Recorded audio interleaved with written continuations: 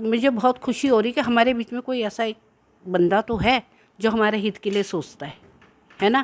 और होना चाहिए ये। हर हर महादेव। हर हर महादेव। प्रिय बंधु, मैं आपका अपना उज्जवल सेरागांव। चलिए, आज मैं जुड़ा हुआ हूँ कुछ स्थानीय महिलाओं के साथ। तो थोड़ा सा जो हमारे गढ़वाल की स्थिति है, तो मैं इनसे थोड़ा सा जानने का प्रयास करूँगा। तो सबसे पहले मैं आपका नाम जानना चाहूँगा। आपका नाम? मेरा नाम मालती ममगाई है और मैं यहाँ डांडा खुदाने वाला की रहने वाली हूँ। देहरादून में ये गांव है ना। और गढ़वाल से बिलोंग करती हूँ, पौड़ी गढ़वाल से। तो मैं सबसे पहले ममगाइन जी, जैसा कि आपने बताया कि मैं पौड़ी गढ़वाल से बिलोंग करती हूँ, तो मैं मतलब ये जानने का प्रयास करूँगा कि ऐसी क्या परिस्थितियाँ आई कि जो आपको गढ़वाल छोड़कर देहरादून आना पड़ा।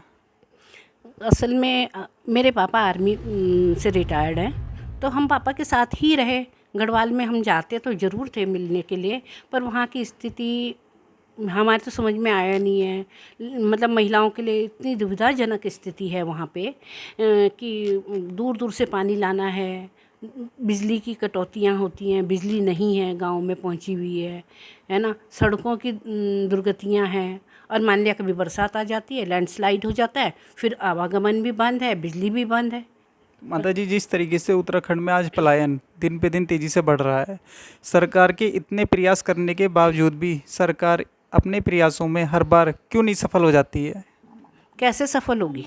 कैसे सफल होगी? है ना। सफलता तो तब मिलेगी ना कि जिनको ये कार्य दिया गया है, जो इस कार्य को कर रहे हैं, वो मतलब सॉफ्ट हार्टेड हो। तो मैं आपसे ये भी पूछना चाहूँगा, जैसे जो हिंद मजदूर किसान समिति के जो राष्ट्रीय अध्यक्ष श्री चंद्रमोहन जी, वो चाह रहे हैं कि उत्तराखंड में उत्तराखंड वासियों को ही, चाहे वो हमारी सरकारी नौकरी हो, चाहे प्राइवेट नौकरी हो, चाहे रोजगार हो, उत्तराखंडियों को ही दिया जाए। तो क्या इससे हमारा कुछ पलायन रुकेगा? बिल्कुल रुकेगा, बिल्कुल रुकेगा। है ना। अगर उत्तराखंडियों को जॉब मिलती है यहाँ पे, चाहे वो प्राइवेट हो जाए, चाहे घर मतलब गृह उद्योग खोले जाएं उनके लिए, चाहे कुछ भी है, अगर उनको यहाँ जॉब मिलती है तो उत्तराखंड का प्लान रुकेगा। है ना। जो आज स्थिति खेत बंजर हो रहे हैं, है ना, क्योंकि सुविधा नहीं है ना। जो मतलब हम अपने खेतों से सब कुछ खाते थे, आज हमारे पास कुछ भी नहीं है। अगर वहाँ सुविधा दे दी जाए तो शायद पलायन रुक जाएगा। मैं एक चीज़ और पूछना चाहूँगा आपसे बीच में। अभी जैसे कि कुछ दिन पहले उनका सोशल मीडिया पे एक स्टेटमेंट था कि जो नेता होता है वो देश का पिता होता है। जैसे पिता खुद मूंगफली खाकर बच्चों के लिए बादाम की व्यवस्था करता है, तो इसी तरीके से क्या देश को पिता नहीं है?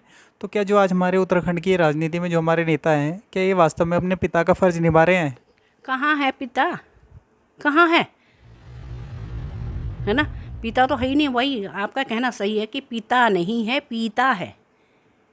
आजकल सब पीता है, पिता कोई नहीं है ना। मतलब हमको चयन तो ऐसे बंदे का करना है ना, जो हमारी स्थिति को, परिस्थिति को, हमारे मनोभाव को समझे कि हाँ, हम क्या चाह रहे हैं देश के लिए। है इतने सालों में इतना बलिदान देने के बाद उत्तराखंड में क्या है? कुछ भी नहीं है। और जो बलिदानी है उनका तो कहीं नाम भी नहीं है। उन्होंने क्या क्या नहीं सहन करा होगा।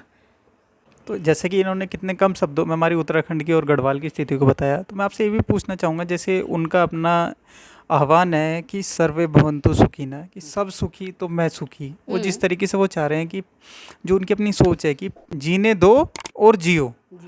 आज जो हमारी जो नेताओं की सोच है वो क्या है कि पहले खुद जियो फिर दूसरों को जीने दो, जबकि जो उनकी अपनी मान्यता ये है कि पहले जीने दो फिर जियो। तो क्या इस तरह की सोच हमारे समाज में लागू होनी चाहिए?